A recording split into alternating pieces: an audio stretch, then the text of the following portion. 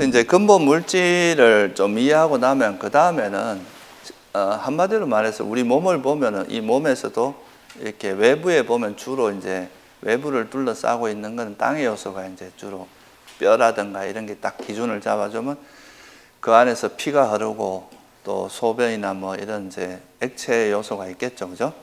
피가 있고 또 그거를 우리 몸에 체온이 있는 그건 열의 이제 불의 요소라고 할 수 있을 거고 또 그 안에 우리가 공기도 마시고 이제 공기에 의해서 또 이렇게 뭐 환경막이 들어갔다 나왔다 하고 이런 게 다 뭐가 되겠어요? 바람의 요소겠죠? 그런 것들에 의해서 우리가 이루어져 있다. 그리고 그런 것들의 변화는 우리가 몸으로서 또 감지할 수 있는 것들 그런 거라고 보시면 되겠죠? 그래서 이렇게 되면은 우리 몸이 이제 그런 4대로 이루어져 있는데 그 4대가 그 4가지 요소 근본 물질이 어떤 이제 보는데 특화된 모습을 만들어낸 걸 우리가 눈이라고 표현을 하는 거죠. 그러니까 그 중에서 눈이 있고 또 소리를 듣는데 맞게 이렇게 만들어진 거 이거를 귀라고 하고 이제 냄새는 코, 혀는 맛을 아는 거 그런 감각을 느끼는 쪽으로 만들어졌다고 보는 거예요. 그리고 우리 몸은 아까 말씀드렸듯이 몸을 통해서 이제 우리 물질에 대한 물질이 단단한지 부드러운지 뭐 거친지 이런 거를 알 수 있고 또 이게 뜨거운지 차가운지도 알 수 있고 또 이게 움직이는 건지 정지해 있는 건지 이런 것도 알 수 있고 또 그것이 액체인지 아닌지 이런 것도 알 수 있겠죠, 그죠? 그런 것들을 하는 것을 우리가 이제 몸이라고 하는 몸의 그 감각을 통해서 아는 것 이게 이제 오감이라고 우리가 하는 거잖아요, 그죠? 눈, 귀, 코, 혀, 몸 이게 다 그 4대의 결합에 의해서 만들어진 건데 특히나 이 4대에서 어떤 특정한 역할을 하도록 특히 우리 의식이 일어나는데 아주 중요한 역할을 하는 거죠. 눈은 어떤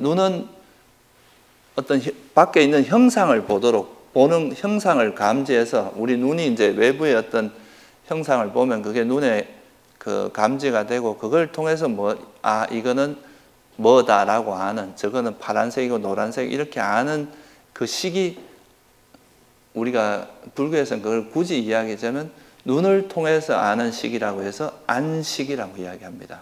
눈의식. 또 귀를 통해서 소리를 듣잖아요, 그죠? 그러면 이거는 귀를 통해서 소리를 안다고 해서 귀의식 또는 이식이라고 하죠. 귀자 써서. 이런 식으로 이제 그 식을 5가지로 해서 이 안식 또는 눈의식, 귀의식 또는 이식, 그 다음 코의식 또는 비식이라고 그러죠. 그 다음에 이제 혀를 통해서 하는 의식 또는 설식, 몸을 통해서 하는 거는 신식, 그래서 안이비설신. 요 5가지를 통해서 이제 그 기본적으로 이제 외부 대상을 인지하는 거죠. 그게 우리가 오감을 통해서 하는 거라고 이야기하잖아요, 그죠? 이 오감을 통해서 알게 된 거를 우리가 이제 머릿속에서 생각을 통해서 계속 분별하면서 더 깊이 있는 이제 그 대상에 대해서 더 깊이 알게 되고 관념적인 것도 알고 개념도 알게 되고 이렇게 된다고 이해하시면 됩니다. 그래서 우리 몸이 이제 가장 기본적인 어떤 외부 세계를 인지하는 데 있어서 가장 기본적인 토대 역할을 해요. 그런 감각의 기능, 토대 역할을 하는 게 바로 안이비설신, 그죠? 그 다음 그거의 대상이 되는 걸 우리가 뭐라고 한다 그럽니까? 색, 성, 향, 미, 촉, 그죠? 이렇게 안이비설신, 이거는 이제 우리가 생명체에게만 있는 거고, 그죠? 형색이나 소리, 냄새, 맛, 감촉, 이거는 그러니까 우리가 일반 물질에서도 이게 이런 어떤 물질이라도 있으면 그건 형체가 있잖아요, 그죠? 형체가 있고. 그래서 이걸 보는 거는 눈의 대상이 될 수, 이건 뭐다라고 아는 건 눈을 통해서 아는 거니까 이것도 형색이 될 수 있죠. 이게 이제 이렇게 뭐 지대와 지대가 탁 부딪힐 때, 이때 일어나는 소리 같은 거를 또 귀로 들을 수 있잖아요, 그죠? 이런 거는 이제 이식이라고 표현한다 그랬죠. 이런 거는 소리라고 표현합니다. 이렇게 귀를 때리는 그런 것들. 그리고 우리가 음식이라는 게 있으면 그 음식을 먹을 때 냄새와 맛을 알 수 있잖아요. 어떤 물질이라도 그 냄새나 맛 같은 걸 느낄 수 있잖아요, 그죠? 어떤 거는 뭐 아예 냄새가 없는 것처럼 느끼지만 아예 없는 건 아니겠죠. 그런 게 있고, 또 몸으로서 어떤 물질이라도 이렇게 만지면서 그 감촉을, 이것이 촉감을 느낄 수 있는데, 그거는 촉감은 대대 4대 형태로 지수, 합, 풍 이렇게 그런 형태를 보통 우리가 느끼는 거거든요. 그래서 이게 이제 물질의 가장 기본적인 분류법입니다. 그러니까 이제 안이비설신, 요건 이제 파생된 물질에 해당하겠죠, 그죠? 그리고 색성, 향, 미, 촉이라고 하는 것도 파생된 물질에 해당하고, 4대는 그러니까 근본 물질이면서 그게 또 근본 물질이 결국 이제 우리가 감촉의 형태로 나타나는 거다. 이렇게 이해하시면 될 것 같아요. 그래서 이제 여러분들이 뭐 한 번씩 어디 사람들하고 악수하면, 아, 내가 지금 화대를 느끼는구나, 또는 부드러움을 느끼면 이건 지대구나, 이렇게 이해하면 우리가 경험하는 그 이제 현상을 좀 더, 그러니까 어떤 내 감정을 실지 않고 객관화해서 볼 수 있는 거죠. 그것이 가지고 있는 그것의 실상을 보게 되는 그런 이제 힘이 생기겠죠. 이게 이제 이렇게 그 현상의 실상을 보는 걸 우리가 뭐라고 하냐면 법을 본다고 이야기하는 거예요, 보통. 우리가 불교에서 법 이야기하는 게 다 그런 우리가 살아가는 이 세상의 실상을 드러내. 이 물질의 실상은 결국 이것도 보면 이 지대가 단단함이 있고, 그 안에 이 물이 있고, 또 이런 열도 있고, 이게 움직임도 있을 수 있잖아요. 공기도 담겨 있겠죠.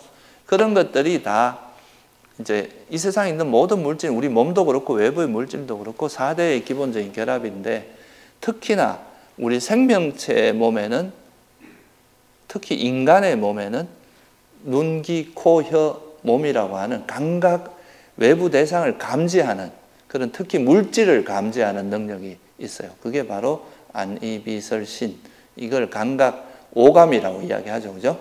그리고 그거의 대상이 되는 물질을 형색, 소리, 냄새, 맛, 감촉 이렇게 표현한다 이거예요.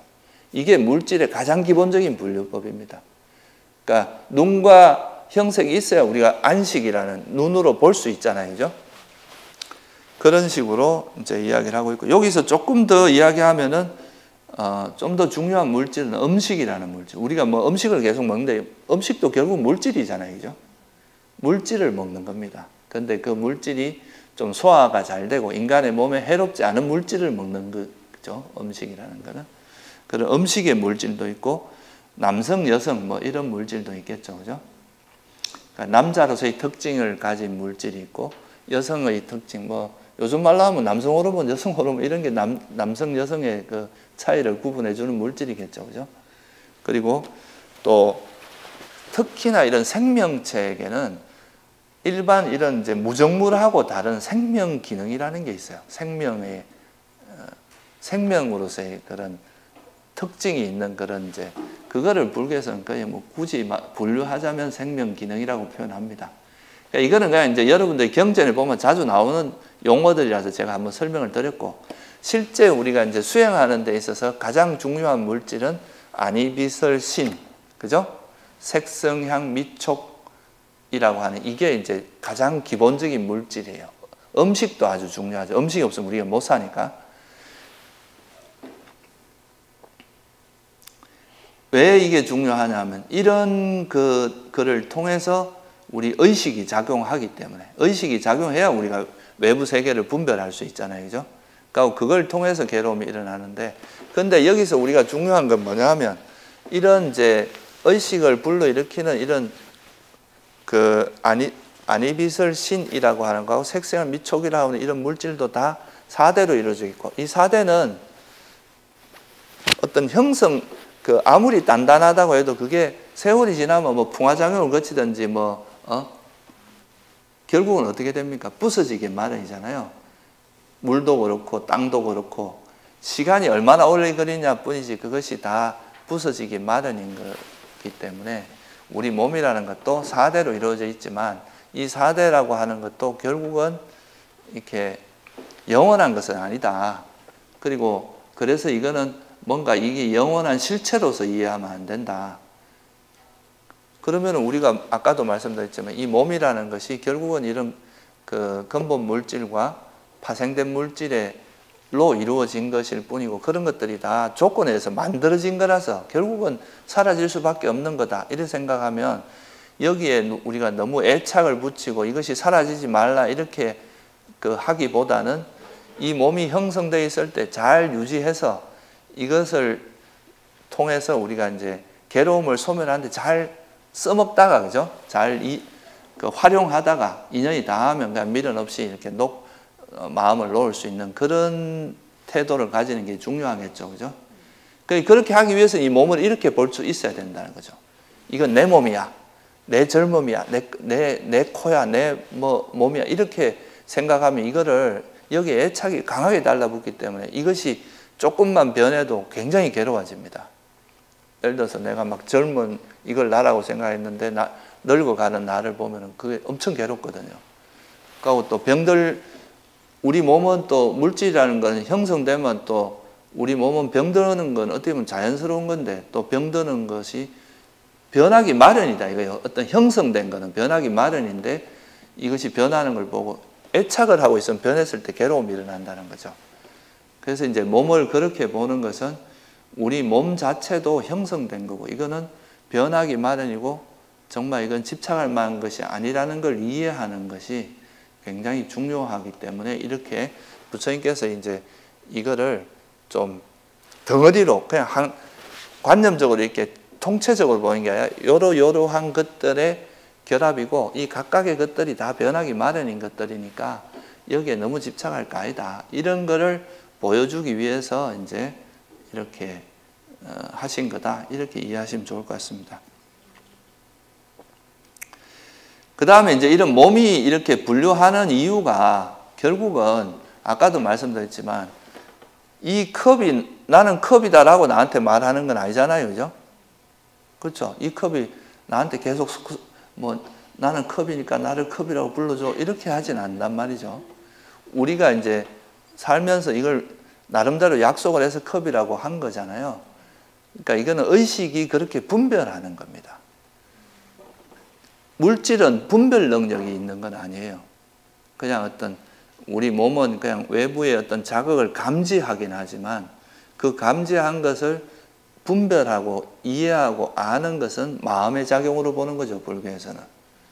우리 현대과학에서 이걸 뇌의 작용이라 보기도 하는데 뇌라는 것은 물질 반응이잖아요. 여러분도 알다시피 화학 반응과 전기 신호가 일어나는 건데 그거를 뭐라고 이렇게 해서 그걸 분별하고 이런 거는 이제 불교에서는 그걸 이제 그런 단순히 물질 작용이라고 보는 게 아니라 그건 정신 작용으로 비물질적인 상태라고 보는 거죠. 물론 물질에 굉장히 중요한 물질을 의지해야 돼요. 물질 없이는 우리가 인간은 의식이 일어나진 않거든요. 일단은 눈이 있어야 볼 수 있고 귀가 있어야 들을 수 있고 이런 건 어쩔 수 없는 건데 물론 이제 여러분이 정말 수행이 깊어지면 눈 없이도 볼 수 있는 게 천안통이고 귀 없이 들을 수 있는 게 천이통이고 그래요. 그건 신통에 해당하는 건데 일반적으로는 이제 이 오감이 없으면 외부 세계를 분별할 수 없단 말이죠. 그래서 그렇지만 그 몸과 마음은 서로 의지하고 있는 것은 분명하지만 같은 걸로 보진 않아요. 마음은 비물질이라고 보는 거죠. 그래서 이 마음을 이제 의식과 마음 이 두 가지는 같은 말입니다. 의식은 이제 좀 대상을 이렇게 분별한다는 측면에서는 의식이라는 표현을 쓰고 마음은 뭔가 우리가 외부 대상을 아는 걸 주도한다 이런 의미로 할 때는 마음이란 표현을 주로 써요. 근데 뭔가 대상을 이모저모 이렇게 분별하는 이런 의미로 쓸 때는 의식이라는 표현을 많이 쓰고 근데 또 우리가 마음도 눈, 귀, 코, 혀처럼 어떤 생각을 감지하는 감각 기능 같은 역할도 하잖아요. 그죠? 우리가 소리나 그러니까 형색이나 소리, 냄새, 맛 같은 경우는 그러니까 오감을 통해서 자극이 들어와야 우리가 의식이 작용하는 건데 우리가 과거에 했던 걸 떠올려서 생각하는 거 이거는 그런 오감이 필요 없거든요. 이러니까 그것도 어떻게 보면 마음도 어떤 감각 기능의 역할을 한다고도 볼 수 있잖아요. 그런 의미에서는 만오라는 표현을 씁니다. 그걸 중국에서는 의라고 표현했죠. 그래서 심의식 그러니까 마음과 의와 식이라는 건 의식을 이야기하는 거죠. 이 세 가지는 같은 의미로 초기경전에서는 사용됩니다. 이게 이제 대승불교로 가면서는 심은 8식이고 의는 7식이고 식은 6식이고 뭐 이런 식으로 좀 다르게 해석이 되긴 하는데, 적어도 초기경전에서는 심의식을 같은 의미로, 다 같은 의미로 이해하시면 돼요. 주로 이제 의식과 마음 이 두 가지 용어가 가장 많이 쓰여요. 근데 두 가지는 같은 뜻이고, 그 의미는 뭐냐면 의식이나 마음은 다 대상을 아는 역할을 하는 게 그게 마음입니다. 마음은 신비한 게 아니에요. 적어도 불교에서 바라보는 거는 무슨 변하지 않는 뭐가 있어서 이 마음에서 모든 게 다 나오니 막 이런 식으로 이야기하는 경우도 있는데, 그게 아니라 부처님께서 말씀하신 초기경전에서 말하는 마음은 그냥 감각 기능과 대상이 부딪힐 때, 접촉이라고 하거든요. 그럴 때 그냥 일어나는, 잠시 일어났다가 사라지는 그런 어떤 현상이지, 이게 변하지 않는 실체처럼 또는 영원한 것처럼 이렇게 절대 보진 않는다 이거죠. 이건 조금 이따 다시 좀 더 부연 설명을 드릴게요. 그래서 마음은 대상을 아는 것이 마음이다 이렇게 정의합니다. 이게 컵이라고 아는 거는 마음이다 이거죠.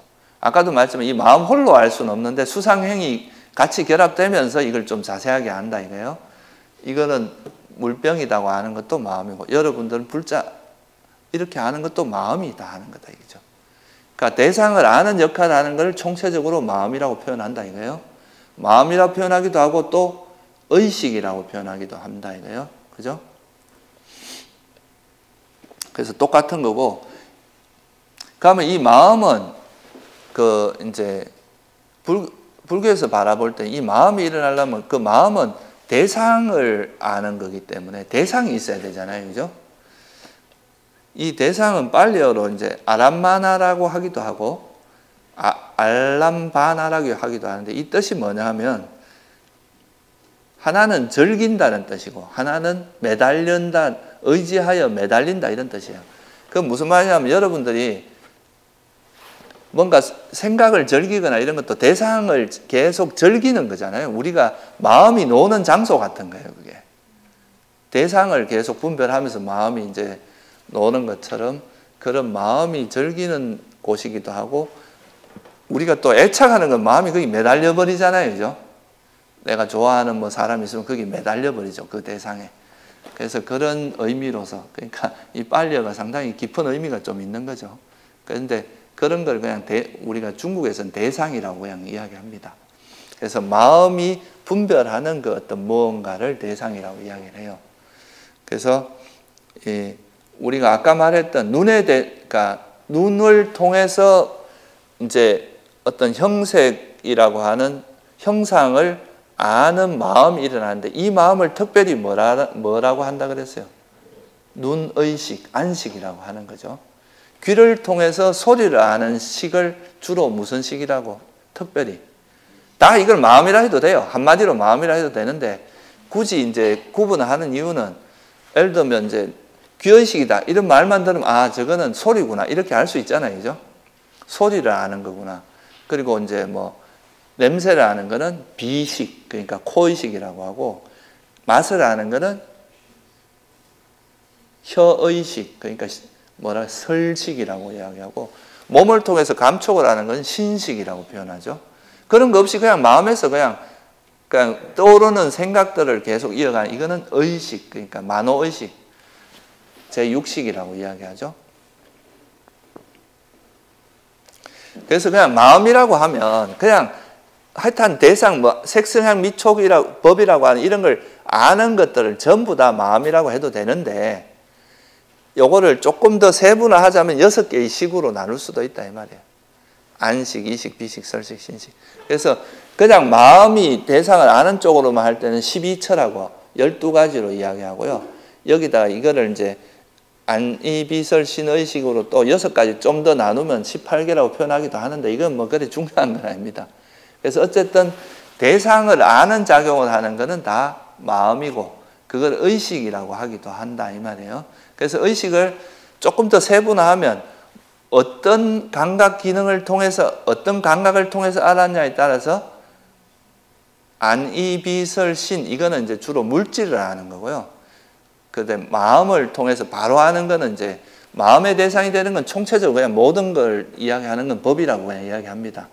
그래서 마음을 통해서 그냥 바로 아는 거는 의식이라고 하고, 그러니까 여기서 의는 마음의식이다, 뭐 생각의식이다 이렇게 표현할 수도 있는데, 그래서 우리가 보통 그런 말 들어봤죠. 아니, 비, 설, 신, 의식 이런 말 들어봤죠, 그죠? 그거는 이제 이거는 그냥 다 마음입니다. 마음인데 어떤 감각 기능을 통해서 알았냐에 따라서 6가지로 분류한 거다 이렇게 보시면 됩니다.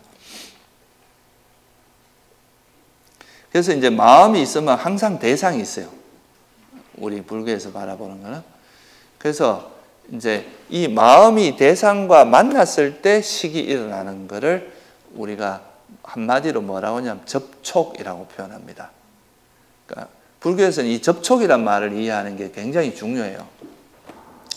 제가 여러분들을 보는 거는 눈을 통해서 볼 거 아니에요, 그죠?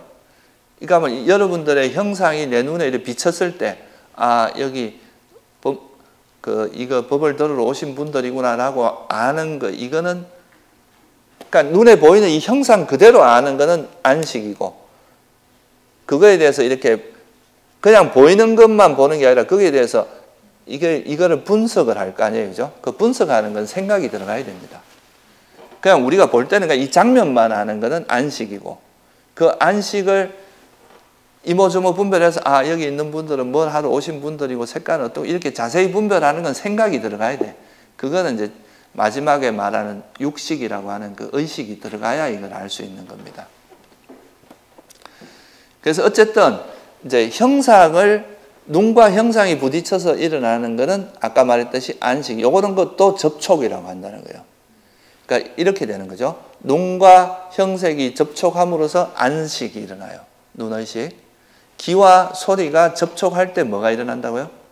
귀의식이 일어나고, 코와 냄새가 코에 부딪히면 그때 코의식이 일어나서 냄새를 안다는 거죠. 그 다음에 맛이 혀에 부딪힐 때 그때 아, 이 맛은 뭐다, 신맛이다, 짠맛이다 뭐 이런 걸 아는 것, 그게 바로 혀의식이고, 몸에 아까 말했듯이 뭔가 단단한 게 이렇게 부딪힌, 우리가 뭔가 단단한 게 몸에 딱 부딪히면 굉장히 큰 통증을 느끼잖아요. 그거는 이제 주로 지대가 딱 부딪힐 때 우리 몸에서 통증을 느낀, 그건 신식이라고 하는 거죠. 뜨거운 게 와도 우리가 뜨거워하고 느끼는 것도 신식이 하는 겁니다. 뭔가 물에 들어갔을 때 물이 축축함 그런 걸 느끼는 것도 신식이에요. 바람을 뭔가 이래 움직임, 뭔가 손에서 뭔가 움직임을 느끼는 그런 것도 신식에서 일어나는 거겠죠. 그게 이제 그런 그러니까 감촉과 몸이 접촉했을 때, 이 감촉은 구체적으로 말하면 4대입니다. 지수화풍이 부딪혔을 때 우리가 신식이 일어나고, 그냥 마음속에 뭔가 생각들을 계속 떠올릴 때는 마지막에 육식, 그죠? 의식이 일어나서 이렇게 해서 우리가 대상을 분별한다는 거죠. 오감을 통해서는 이렇게 보고 듣고 하는 이런 걸 통해서 그거를 생각함으로써 우리 의식이 계속 작용해서 우리가 이런 뭐 온갖 문명도 일어나고 온갖 책도 이런 정보가 일어나고 이렇게 되는 거죠, 그죠? 그게 우리 의식이 작용하는 거다, 이렇게 이해하시면 될 것 같습니다.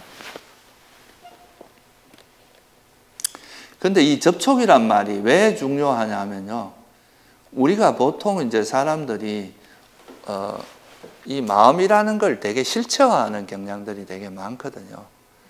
보통 이제 수행터에도 가보면 이제 우리가 마음이 이렇게 일어나는 걸 관찰하라 그러고 나서 그 마음을 관찰하다 보면 그 마음이 이렇게 변해가는 걸 보는 뭔가 또 있다고 그러잖아요, 그죠? 이 관찰하는, 그러니까 마음이 있고 그 마음을 지켜보는 마음이 또 있다. 요게 바로 뭐 진하다, 이렇게 가리키는 것도 있어요. 근데 어쨌든 이 마음을 뭔가 대단한 뭔가가 있고 마음은 변치 않는 것이고 여기서 뭔가 세상이 다 나오는 것처럼 이렇게 이제 이해하는 경우도 있는데, 우리가 이제 지금 이 접촉을 이해하게 되면은 우리 마음이라고 하는 거는 어떤 대상과 부딪힐 때 그때 일어났다가 이게 없어지면 또 사라져요. 그리고 또 새로운 대상과 부딪히면 또 새로운 마음이 일어났다가 그 대상이 사라지면 또 사라지고, 이런 식으로 계속 변하면서 일어나는 게 마음이다. 이거를 그러니까 경전에서 보면 접촉을 조건으로 마음이 일어난다. 이 말이 굉장히 중요한 말입니다. 이 말을 이해하는 게 우리가 불교에서 마음을 이해하는데 아주 중요한 거예요. 이거를 비유하자면 경전에서 어떻게 비유하면 원숭이가 나무를 이렇게 건너가는 거를 비유를 많이 하는데, 원숭이가 나무를 이렇게 옮겨 다닐 때 어떻게 합니까? 이 가지를 이 손으로 잡은 다음에 몸을 확 흔들어서 다음 가지를 이 손으로 잡고, 이거는 계속 잡고 있으면 안 되겠죠? 놔야 되겠죠? 그 다음 또 이걸 놓고 또 다음 가지를 잡고, 이렇게 해서 이제 나무와 나무를 건너갈 거 아니에요, 그죠? 그와 마찬가지로 우리 마음이 어떤 A라는 대상을, 만약에 어떤 대상을 만나서 그 마음이 분별이 일어났다가 또 그걸 놓고 다음 대상으로 가고, 이렇게 계속 가는 거지, 동일한 마음이 계속 분별하는 이런 게 아니라는 거죠. 이 마음은 그 접촉에 따라서, 그 대상에 따라서 계속 변하면서 일어나고 사라지고 일어나고 사라지고 하면서 이어지는 거다 이거예요. 그렇지만 이 마음이 그냥 뭐 앞에 거하고 무관하게 이어지는 게 아니라, 앞에 우리가 분별했던 거를 조건으로 해서 또 뒤에 분별이 일어나고 이러기 때문에 이제 연관성은 분명히 있는데 동일한 마음이 이어지는 건 아니다. 이걸 이해하는 것이 되게 중요합니다. 그래서 우리가 보통은 이제 마음을 자라고 생각하거나 마음을 진하라고 생각, 이런 경우도 많은데, 부처님께서는 이 마음을 나라고 생각하거나 이 마음 안에 내가 있다고 생각하거나 자아가 있다고 생각하거나 자아 안에 마음이 있다고, 그러니까 자아가 있어갖고 거기서 마음이 나온다, 이렇게 보는 것도 있거든요. 가끔 가다 보면. 그러니까 마음이 일어나는 자리를 알아라, 이런 것도 마음이 일어나는 뭔가가 있다고 자꾸 생각하는 거거든요, 그게. 그리고 만약 뭔가 있어가지고 마음을 소유하는 다른 게 있다고 생각하거나, 이런 것들은 다 유신견이라고 이야기했어요. 사견이다, 이거는. 부처님께서는 그냥 마음이라고 하는 건 그냥 조건에서, 접촉이라는 조건이 있으면 일어났다가 접촉인 조건이 사라지면 사라지는, 그러니까 마음이 계속 일어나고 사라지면서 변해가는 거다. 그걸 이해해야 우리가 이제 마음을, 여러분들이 아까도 제가 말씀드렸지만 이 몸을 나라고 생각하는 것도 굉장히 강하지만 이 생각이나 마음을 나라고 생각하는 것도 굉장히 일반적으로 일어나는 거거든요. 여러분이 뭐 좋은 생각하면 이거 내 생각이야, 이런 거 되게 강하잖아요. 물론 이제 자기 조건에서 일어난 생각은 맞습니다. 자기 노력에 의해서 일어난 거. 그렇지만 이게 내 거는 아닌 거예요. 내 거라면은 내가 붙들고 있을 수 있어야 되는데 일어났다간 사라져 버리는 거기 때문에 내 거라고 할 수는 없다는 거죠. 그걸 알면 마음에 대한 애착을 놓을 수가 있거든요. 그걸 모르면 이 마음을 내 거라고 하는 이상 그게 안 놓아진다는 거죠. 그러니까 우리가 결국은 이 세상은 다 물질과 정신 또는 온 다섯 무더기에 해당하는데, 나란 존재뿐만 아니라 이 세상은 다 그러니까 결국은 이 세상은 다 오온으로 이루어져 있다고 보거든요, 불교에서. 그러면 그 오온에 대한 애착을 버리는 방법은, 오온이 내 것도 아니고 정말 이게 무상하고 괴로움 덩어리라는 걸 알면 거기에 대한 애착이 버려지겠죠, 그죠? 그렇게 하기 위해서는 결국 이 마음이라는 것도 접촉이라는 조건에서 생긴 거기 때문에 사라지기 마련이다. 내 것이라 할 만한 것은 없다는 이해가 되게 중요하거든요. 그 이해를 하는데 기본이 되는 게 이 접촉이라는 겁니다. 대상과의 접촉에 의해서 의식이 일어난다는 거, 눈과 형색이 접촉해서 눈의식이 일어나고, 귀와 소리가 접촉해서 귀의식, 그리고 마음과 법이 접촉해서 마음의식이 일어난다는 이 사실을 알면, 접촉에서 일어나는 거는, 조건에서 일어나는 거는 조건이 없으면 사라지기 마련이라는 걸 우리가 이해할 수 있게 되겠죠, 그죠? 그래서 이 접촉을 이해하는 게 아주 중요합니다.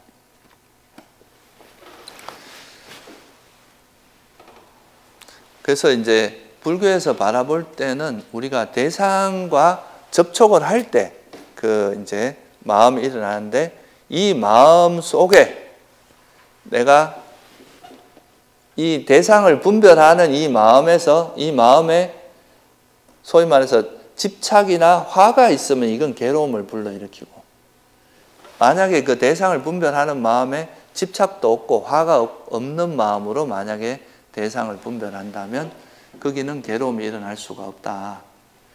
그래서 사실은 괴로움이라고 하는 것은 대상에 있는 게 아니라 어디 있다고 보는 거예요.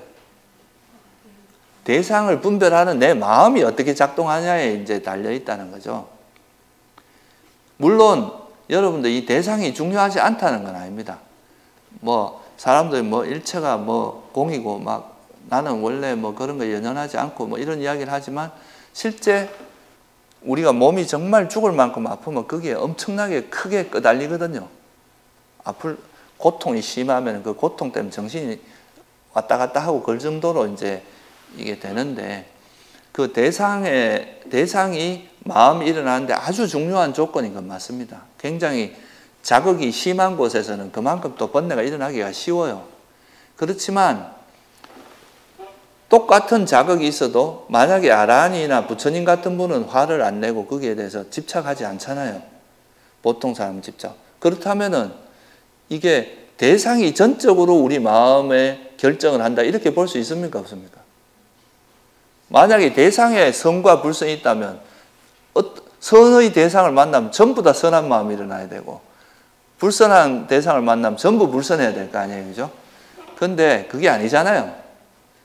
똑같은 대상을 만나도 사람에 따라 다르게 반응한단 말이죠. 그래서 더 중요한 거는 마음이라는 거예요. 우리가 대상보다는 그 대상에 반응하는 내 마음 상태가 더 1차적인 원인이다. 더 근원적인 원인이다. 이거죠.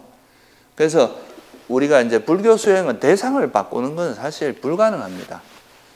사람마다 얼마나 다양하고 각자가 가지고 있는 스타일도 다 다른데 내가 여러분들을 다 내가 원하는 식으로 옷도 막 똑같이 입게 만들고 그런거리도 내가 원하는 대로 하게 하고 이렇게 할 수 있겠습니까?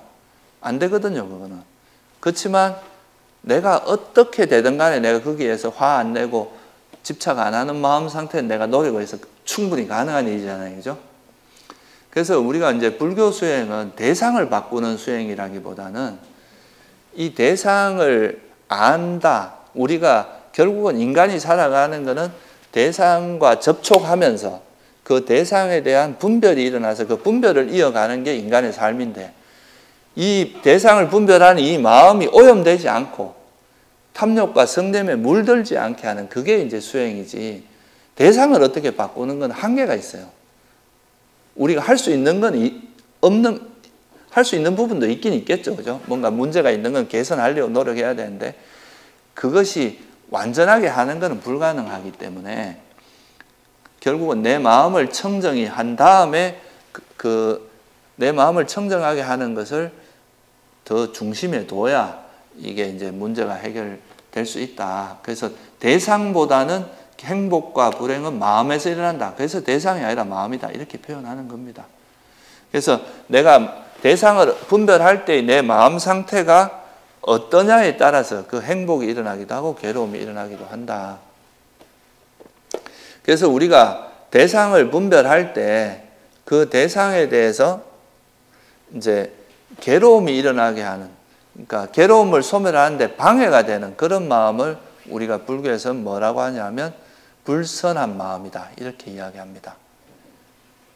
이 마음이 작용할 때 이제 예를 들어서 제가 어떤 대상을 만났는데 그 대상에 대해서 굉장히 막 화가 나 있어요.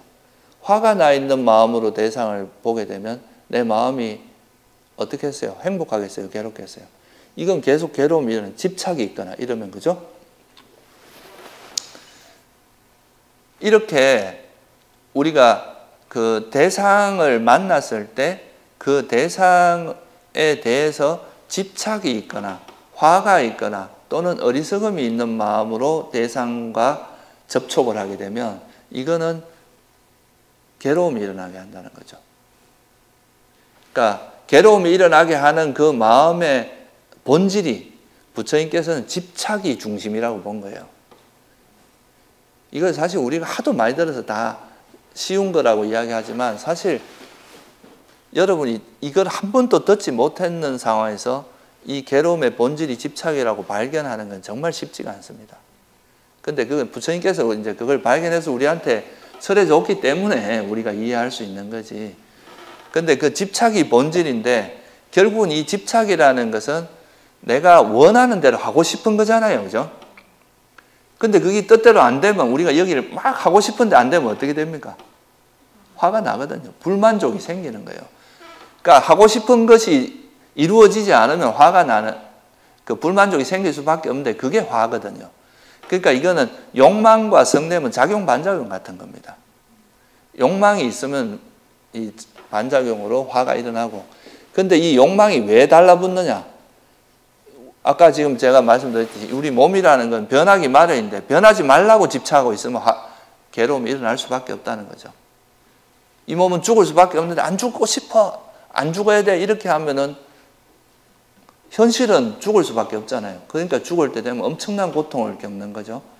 나는 병들기 싫어 했는데 병이 왔을 때는 왜 나한테 이런 병이 일어났냐고 원망하고 이렇게 될 수 있을 거 아니에요. 그죠? 그래서 이렇게 이제 반응하는 거는, 그래서 부처님께서 이런 괴로움이 일어나는 핵심 원인으로 말한 게 탐진치라고 하는 겁니다. 이거는 이제 사라질 수밖에 없는 거를 사라지지 말라 하는 거, 이거는 영원하지 않은 것을 영원하다고 착각하는 게 어리석음이고, 그걸 기반으로 해서 집착이 일어난다는 거죠. 그거에 반작용이 또 화가 일어나고, 그래서 이런 탐진치가 우리가 괴로움이 일어나게 하는 뿌리가 되고, 이것들을 뿌리로 일어나는 그런 심리작용들을 우리가 뭐라고 한다고요? 불선한 심리작용이다. 불선한 거다. 이렇게 이야기하는 거죠. 그래서 우리가 왜, 그러니까 마음과 마음부수, 마음과 심리작용을 분리하느냐 하면, 마음은 우리가 살아가면서 반드시 있어야 되고, 이거는 항상 작용하는 거예요. 그렇지만 탐욕은 있을 수도 있고 없을 수도 있어요. 성냄도 있을 수도 있고 없을 수도 있어요. 그러니까 이 마음은 항상 작용하는 거지만 탐욕은 버릴 수도 있고 있을 수 있잖아요. 그러니까 이거 우리가 의식이 이제 어떤 대상을 분별할 때 마음은 항상 있어야 되는 거지만 심리작용은 있을 때도 있고 없을 때도 있기 때문에 우리가 수행한다는 이 해로운 심리작용을 버리고, 예를 들면 탐욕을 버리고 탐욕이 없는 마음 상태를 만드는 것은 가능한 거잖아요. 마음을 버릴 수는 없잖아요. 그래서 이제 마음과 심리작용을 분리하는 측면도 있습니다. 이거는 버릴 수 있는 거고 변화할 수 있는 거라 다르게 할 수 있기 때문에. 그래서 이제 탐진치를 기반으로 하는 그런 마음을 해로운 마음이라고 이야기합니다. 불선하다. 불선한데 이 불선하다는 건 뜻은 해롭다는 뜻도 있고, 해롭다는 뜻으로 이해할 수 있는데 뭐에 해롭겠어요? 괴로움의 소멸에 해롭다 이 말이에요. 그죠? 우리가 완전한 행복을 실현하는데 해로운 거다. 그리고 이제 탐욕이 없고 성냄이 없고 어리석음이 없는 마음은 우리를 탐욕과 성냄이 없으면 일단 마음의 균형이 안 깨지거든요. 그러면 이제 그 상황을 정확히 판단할 수 있는 지혜가 생길 거 아니에요. 그죠?